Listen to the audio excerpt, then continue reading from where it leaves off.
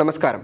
ഇറാഖിൽ പെൺകുട്ടികളുടെ വിവാഹപ്രായം 9 വയസ്സാക്കി കുറയ്ക്കാനുള്ള നിയമം അവതരിപ്പിക്കാനുള്ള നീക്കം ഉടൻ തന്നെ ഉണ്ടാകും. ദേശീയ പാർലമെന്റിൽ നിയമ ഭേദഗതി ഉടൻ തന്നെ ഉണ്ടാകുമെന്നാണ് സൂചന.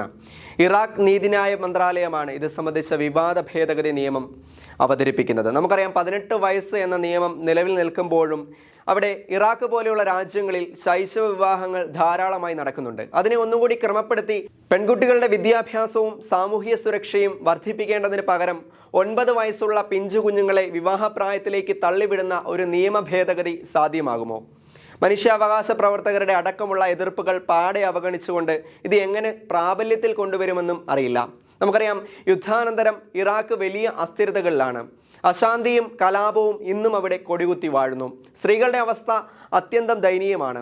ഇതിനെല്ലാം ഇടയിലാണ് നിയമപരമായി 18 നിലനിന്നിരുന്ന പ്രായം വെറും 9 വയസ്സാക്കി വിവാഹപ്രായം കുറയ്ക്കുന്നതിനെ സംബന്ധിച്ച് നിയമ ഭേദഗതിക്ക് ഇറാഖ് ഒരുങ്ങുന്നത്.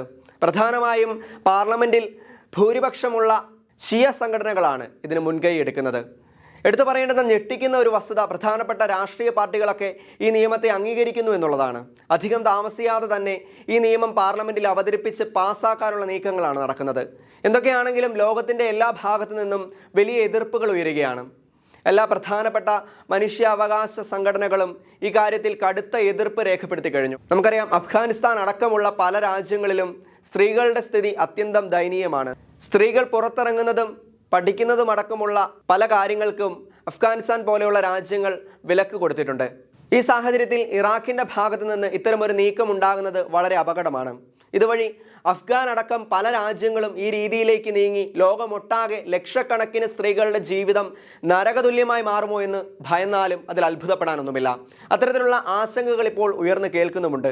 പൗരാവകാശ സംഘടനകളുടെ ആവലാതിക്ക് ചെവി കൊടുക്കുന്ന ഒരു ഭരണ സംവിധാനമല്ലാത്തതിനാൽ ഈ നിയമവുമായി ഇറാഖ് മുന്നോട്ട് പോകുമെന്നുള്ള സൂചനകളാണ് പുറത്തുവരുന്നത്.